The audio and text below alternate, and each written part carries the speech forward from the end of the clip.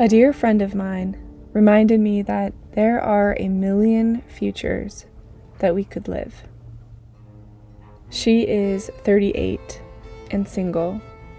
Her joy is infectious, and she is thriving. This woman has loved deeply and has experienced immense loss. She has excitedly shared her new passions, just days ago making the decision to rent a house in South America to prioritize time in the jungle, studying ethnobotany and herpetology. A complete 180 from her life in the forest of New York as a full-time artist. Yet it seems more acceptable in today's world to be living the future that you've already decided. You choose one or a few of those millions of options and stick to it. Live it out as you have agreed to, and then die. And that's what people have come to accept as normal. But my question lately is why? Life feels too fluid and too dynamic for such a rigid expectation of ourselves and of others.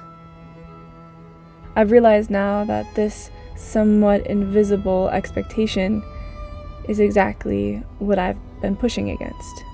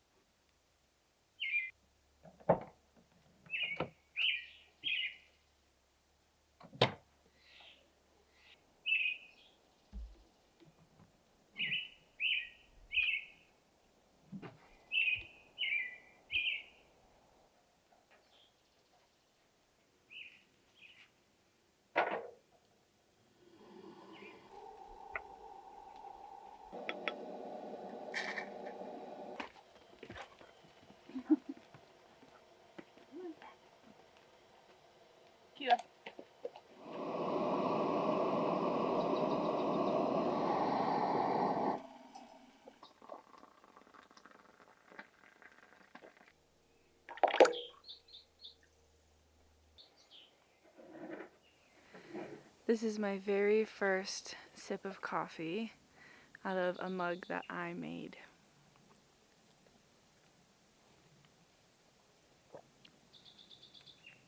So good. And since we're a little bit higher in elevation now, there are so many birds, and it was the perfect way to wake up. There's one particular robin that is just very, very talkative. Right now, Chris is on a guy's trip, which I really admire about him and his friends. Every year they plan about a week-long trip together, and every other year they do this overseas. And I think it's the coolest thing because think of how many friends we have that we haven't even seen one individual friend, much less have a whole group of friends be able to plan time to see each other. So everybody met in southern Utah, and they spent one night in the backcountry last night. And I'm so looking forward to hearing how that went because nobody except for Chris has ever done something like that before.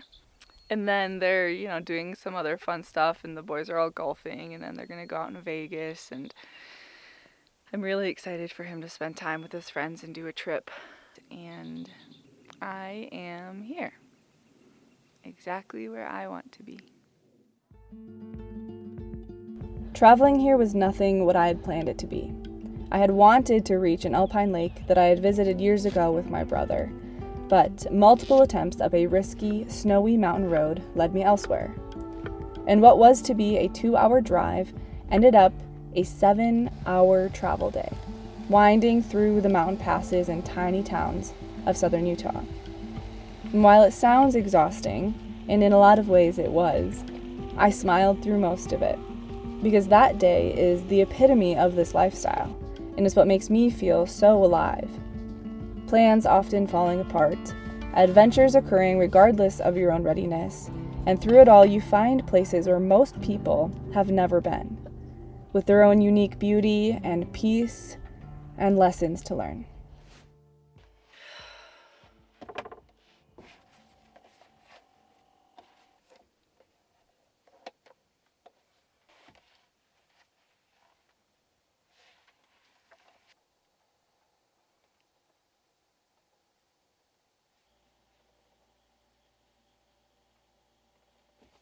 About a month ago, my good friend Elsa and my therapist both really encouraged me to journal, like more intentionally. I've always tried to journal, and it's always been really hard for me to maintain like a journaling practice. I've always just said that it's maybe just not for me.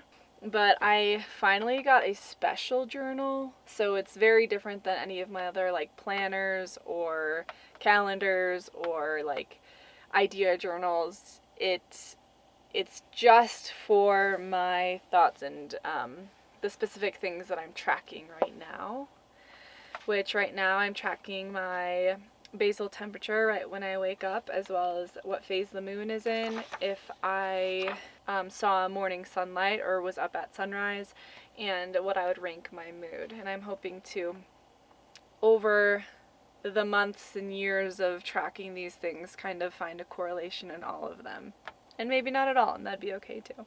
Anyway, after a month of journaling in a special journal, and also being flexible and gentle with myself through it all, I have the best and most consistent journaling practice I've ever had, and I think that this goes hand in hand with the energy and effort that I'm putting in for my mental health as well. And I think this is the perfect time to give a special thanks to BetterHelp for sponsoring this video. There are a plethora of ways that therapy can improve your life. And for me, even though therapy can be very difficult at times, it has helped me make sense of the ways that I react or the decisions that I make in life. And I have found that it is a very slow but steady path towards more resiliency and awareness in life. And if this at all feels aligned with you, there is a link in the description below where you can connect with a therapist through BetterHelp. Hi. Now, bringing somebody into your life with that kind of depth can feel very overwhelming. I think many of us, including myself, we don't even speak with that type of vulnerability and openness with the most important people in our lives. And BetterHelp makes that process really simple and user-friendly. Look at these little toes. After filling out a simple questionnaire, in most cases, you will be matched with a therapist within 48 hours. Crazy, right? I know, oh my gosh. Now, the best part in my eyes is that BetterHelp allows you to have therapy sessions as a phone call, as a video chat, or even over messaging, whatever feels best for you. By clicking the link in the description below or visiting betterhelp.com/Linnea and Akila, you can support this channel, and it also gets you 10% off of your first month with BetterHelp, so you can connect with a therapist and see if it helps you. You're so cute. The dogs are exhausted. It's been so nice having them in an area where there are no other people. There have been 0 RVs, vans, truck campers. I've seen one person this whole time on a little Ranger with like 8 dogs. So they have had like this entire place to just play and run and get their zoomies out.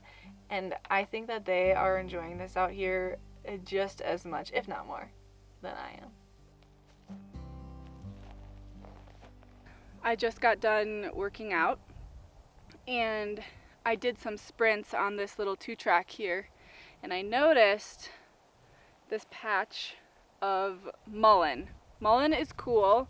Their leaves are super soft. I think some people call this lamb's ear maybe. So I'm going to harvest some.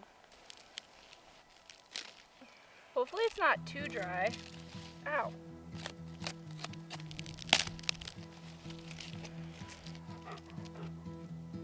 What do you think? You like it? Oh, sorry, Akila. So I have not tried this in many years. I've never been successful. One of the things that Mullen is really great for is a hand drill. And I've never gotten a fire with a hand drill. I have many times with a bow drill. And I notched right here and right here. I'll probably have to do many attempts. Basically my spindle will sit on top of that, and ideally the bits of material that are being rubbed off from the friction will fall into that notch, and then it also has airflow so that it can ignite if I get it hot enough. Hand drilling is I think a very difficult skill, because not only do you need the right technique, but then you also need strength and endurance to put enough down pressure and go fast enough. This is gonna be my spindle. I just have to clean it up a bit so I don't absolutely destroy my hands. I just grabbed some juniper bark. There is a big branch over there that's down and it's detached. I did not pull this off a tree. That'd be really rude. In the case that I am successful, in the case that I do get an ember and can start a fire, I need to be prepared, and I'm preparing by building a nest. And juniper bark is really awesome for this. So basically what I'm gonna do is roll this between the palms of my hands and make it really loose, wind it around my hands, and I'm literally making what looks like a nest. So that if I get my ember, I can put it right into something that is all primed and ready to go, and then I can blow that into a flame. I need to do this just in case, but I don't have high hopes. I've never gotten a hand drill flame, and I have tried, quite a bit. Now, the thing about hand drilling is you need speed, mostly speed, but also speed and pressure. So I can't be taking my time. Whoa, hi. Mullen is very soft, so it gets eaten up pretty quick. If I do get an ember, this is gonna burn through. Whatever, I don't care.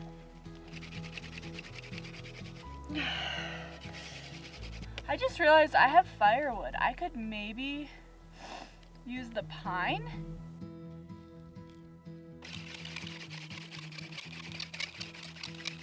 Oh, it's working.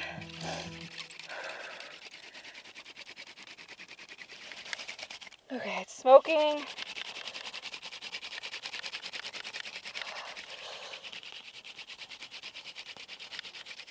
Oh, I'm fatiguing so bad. Come on. Oh, I'm so close.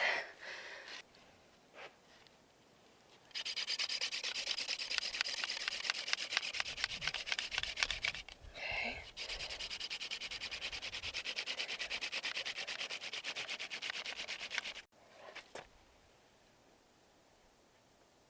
Oh my gosh, is it a number? My arms are just fatiguing too quickly. I am so close to getting my first hand drill flame. I'm cheating a little bit with this wood, but I don't really care.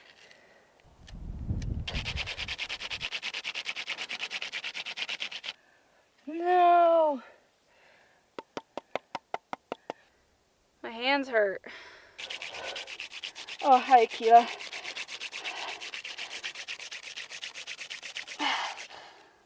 Come on. Keela, my hands are raw. Maybe in the next few days, I'll be able to start a fire without a lighter.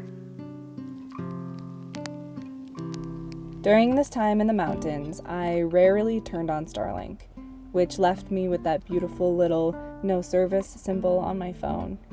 And each time I go a few days staying disconnected with the outer world, the more I inevitably feel more connected with myself. I relearn the importance of no distractions and how it challenges the mind to be present. I am reminded about how long each of these days really are and how full our days can be with all the things that really do matter to us. And I always end up feeling like I have more energy, like my energy is my own and not something that I'm wasting away on a mindless device. But my favorite part is everything that I hear Without that unnecessary noise, I am so incredibly tuned into my environment. The birds and the rustle of the mule deer in the scrub oak, the wind and the crackle of the fire. This has been the most beautiful... Hey, she just took my marshmallow stick. Hey! What are you doing with that? I made this. I get that feeling back. The feeling that I'm actually participating in this life and in this moment, rather than just distracting myself until it passes me by.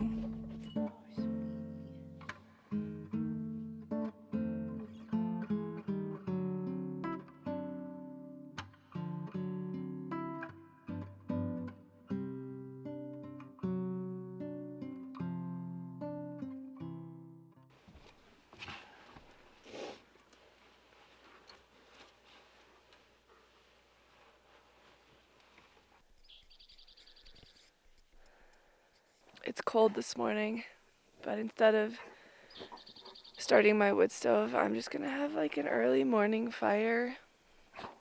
I think that'll be really nice. My dad used to be the one, when I was a little kid, who would wake up early and start a fire. And when I climbed out of the tent, the image was always the same. My dad, with a baseball cap on, would be sitting next to the fire, usually with his legs crossed and a flannel on, drinking tea and reading a book, with his black kettle heating up more water. He would turn to me and smile and say, "Good morning, Pickle." And while this is an image that I long to experience again, I know that I won't. But I can recreate it any chance that I get.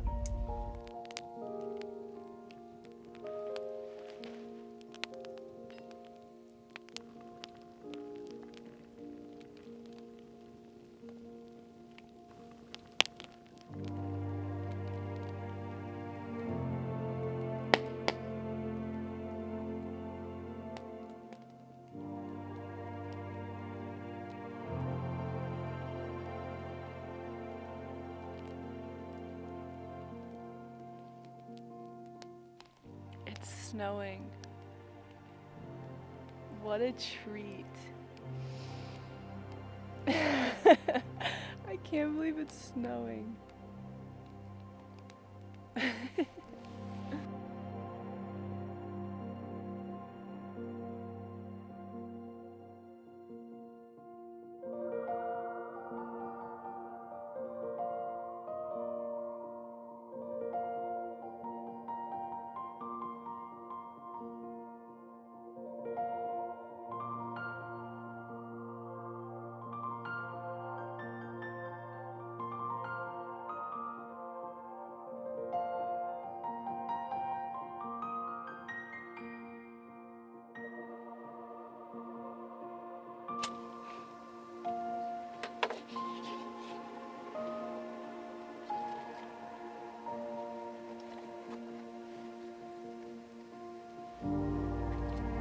So, through loss and love and getting older and listening to dear friends, I have realized just how vast or unknown the future of our lives can be. And that never shrinks, regardless of being in our 20s or 30s or 60s. And I hope to always hear those questions. Well, Linnea, what are you up to now? Or, wow, your life sure has changed from the last time that I saw you. Because the last thing that I want is for my mind and my passions and perspectives and way of life to stay exactly the same, without considering all of those possibilities before me. Because there are a million futures, and this is just how I choose to live mine, for now.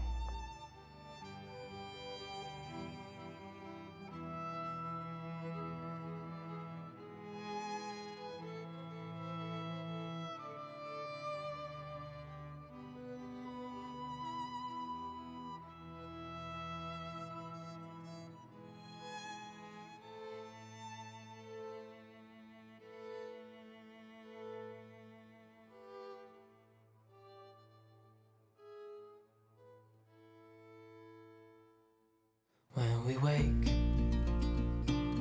hear the birds birds and see the sun. Side by side our fears are done.